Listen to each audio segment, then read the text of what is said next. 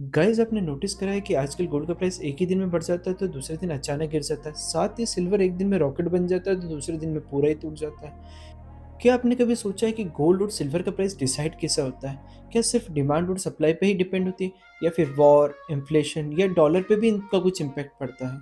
So guys अगर आप gold में इन्वेस्टमेंट करना चाहते हैं या फिर बस फ्यूचर खरीदना चाहते हैं या फिर सिर्फ आप जानना चाहते हैं कि इनकी प्राइस कैसे डिसाइड होती है, तो ये वीडियो एंड तक जरूर देखना क्योंकि आज हम सारे फैक्टर के बारे में बात करेंगे जिसके कारण गोल्ड का प्राइस अप जाता है और डाउन जाता है। सो गाइस जो पहला फैक्टर है वो तो सबको पता है, डिमांड एंड सप्लाई। जैसे कोई शादी का सीजन है या फिर कुछ फेस्टिवल आ रहा है या फिर कोई ऐसे इन्वेस्टमेंट करने का चाह रहा है तो उस समय इसकी डिमांड बढ़ जाती है जिसके कारण प्राइस इंक्रीज हो जाती है। एंड उसी तरह अगर माइनिंग में कमी हो गई या फिर गवर्नमेंट ने कोई रिस्ट्रिक्शन लगा दी या फिर इम्पोर्ट ड्यूटी बढ़ गई तो उसकी प्राइस बढ़ जाती है। तो क्या सिर्फ डिमांड और सप्लाई के कारण इसके प्राइस में चेंजेस आता है? नहीं, ये तो सबसे बेसिक फैक्टर है। अब करते हैं हम रियल गेम चेंजर की बात जिसके कारण इसकी प्राइस पे इम्पैक्ट पड़ता है। सो अब जो नेक्स्ट रीजन है जिसके कारण गोल्ड और सिल्वर का प्राइस डिसाइडेड होता है वो होता है यूएस डॉलर। क्योंकि जो इंटरनेशनल मार्केट है वहाँ पर जो गोल्ड का प्राइस है वो हमेशा डॉलर में होता है। तो आप मान लो अगर डॉलर मजबूत हो रहा है तो गोल्ड की प्राइस कम होगी और डॉलर अगर कम हो रहा है तो गोल्ड की प्राइस हमेशा बढ़ेगी। तो सिंपल सा रूल है, अगर डॉलर स्ट्रांग होगा तो गोल्ड और सिल्वर वीक होंगे और डॉलर अगर वीक होगा तो गोल्ड और सिल्वर स्ट्रांग होंगे। फॉर एग्जाम्पल अगर इंडियन मार्केट में एक डॉलर आता है अभी 90 रुपीज़ का और अगर वो बाद में हो गया 100, तो जो पहले 90 के टाइम हमें गोल्ड खरीदना पड़ता था वो मिलता था सस्ता और अगर 100 के कारण वो पड़ रहा हमें महंगा, तो अब महंगा होने के कारण उसकी डिमांड कम हो जाएगी। इस कारण जो गोल्ड और सिल्वर है वो हो जाएंगे वीक। इसलिए अक्सर जब डॉलर इंडेक्स गिरता है तो गोल्ड और सिल्वर के प्राइस ऊपर जाते हैं। सो जो अब नेक्स्ट रीज़न है वो है इन्फ्लेशन। और इन्फ्लेशन का मतलब क्या होता है, जो चीज़ आपको 100 रुपये मिल रही है वही चीज़ आपको कल 120 रुपये में मिलेगी। और जब इन्फ्लेशन बढ़ता है तो कैश की वैल्यू कम होती है और इस केस में लोग सेफ एसेट में इन्वेस्टमेंट करना प्रेफर करते हैं। और सबसे सेफ इन्वेस्टमेंट कहाँ माना जाता है? गोल्ड में। और इसीलिए गोल्ड को हेज अगेंस्ट इन्फ्लेशन भी माना जाता है। तो अब मान लो अगर हाई इन्फ्लेशन रहेगा तो गोल्ड और सिल्वर बुलिश रहेंगे और इसके अगेंस्ट अगर इन्फ्लेशन कम हो रहा है तो फिर कैश और सिल्वर हमेशा बियरिश रहेंगे। और इसलिए हम कहते हैं जब भी इन्फ्लेशन का डाटा आता है गोल्ड और सिल्वर में हमेशा आपको मूवमेंट दिखेंगे।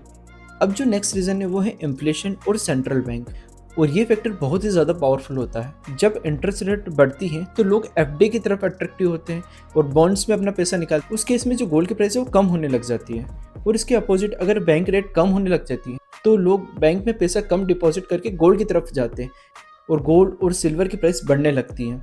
इसलिए यूएस फेडरल रिजर्व का डिसीजन और आरबीआई का डिसीजन सीधे सीधे गोल्ड और सिल्वर के प्राइस को अफेक्ट करता है। सो जो अब नेक्स्ट रीजन है वो है वॉर, क्राइसिस या फिर ग्लोबल टेंशन। सो जब दुनिया में वॉर, रिसेशन, बैंकिंग क्राइसिस या फिर पॉलिटिकली इंस्टेबिलिटी आती है सो लोग रिस्की एसेट से पैसा निकाल के सेफ एसेट्स में आना प्रेफर करते हैं और सबसे सेफेस्ट कौन माना जाता है? Gold. For example Russian and Ukraine war, Covid time या फिर बैंकिंग क्राइसिस, इन सब के टाइम आप देख सकते हैं गोल्ड ने अच्छी खासी रैली दी है। और वो कहते हैं ना, अगर फियर बढ़ेगा तो गोल्ड हमेशा चमकेगा। अब जो नेक्स्ट रीजन है वो है स्पेसिफिकली सिल्वर के लिए, जो कि उसकी होती है इंडस्ट्रियल डिमांड।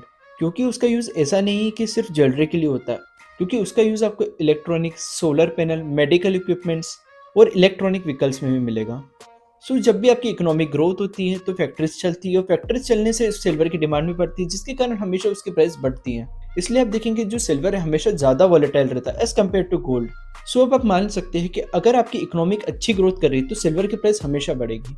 अब जो एक और अनदर रीजन है वो होता है स्टॉक मार्केट। आप देखेंगे जब भी स्टॉक मार्केट अच्छा मूवमेंट करेगा तो गोल्ड की प्राइस स्टेबल रहेगी या फिर साइडवाइज रहेगी। लेकिन अगर स्टॉक मार्केट क्रैश करेगा तो गोल्ड की प्राइस हमेशा बढ़ेगी, क्योंकि सीधी सी बात है, लोग अपना पैसा स्टॉक मार्केट से निकाल के उससे सेफ एसेट में डालेंगे और सेफ एसेट कौन सी है? गोल्ड। इसलिए हम हमेशा कहते हैं कि जब भी आप अपना पोर्टफोलियो बनाए उसमें स्टॉक्स पर गोल्ड दोनों का कॉम्बिनेशन रखें, इससे रिस्क थोड़ा कम हो जाता है। सो जो अब अनदर रीजन है वो है इन्वेस्टर की साइकोलॉजी और मार्केट का सेंटीमेंट्स जो राइट नाउ अभी चल रहा है। गाइस ऐसा नहीं कि गोल्ड और सिल्वर का प्राइस हमेशा डाटा से चलता है, वो चलता है इमोशन से भी। फॉर एग्जांपल अगर कोई न्यूज आ गई या कोई रूमर्स आ गया या फिर बिग प्लेयर का जो सेंटीमेंट्स है वो भी मार्केट को काफी अप एंड डाउन कर देगा। और ये सब मिलके गोल्ड और सिल्वर के प्राइस को शॉर्ट टर्म में ही ऊपर नीचे करेंगे। शायद अभी आप ये समझ पा रहे हैं कि अभी राइट नाउ ऐसा क्यों हो रहा है। और इसीलिए अगर आप कोई इमोशनल इन्वेस्टर है तो आपको अभी इन सब चीजों से दूर रहना चाहिए। सो गाइस आज हमने समझा कि गोल्ड और सिल्वर के प्राइस कैसे इंपैक्ट होते हैं, जैसे कि demand and supply, US dollar या फिर inflation, interest rate, war, industrial demand, stock market और साइकोलॉजी। अगर आप इन सब फैक्टर को समझ गए तो होप आप इसमें इन्वेस्टमेंट करेंगे तो काफ़ी सोच समझ के करेंगे। सो आपको वीडियो कैसे लगा कमेंट में बताइए। अगर आपको कोई डाउट है तो वो भी आप कमेंट में बता सकते हैं, हम उसका रिप्लाई ज़रूर करेंगे। और हमारे चैनल को सब्सक्राइब करें। Thank you.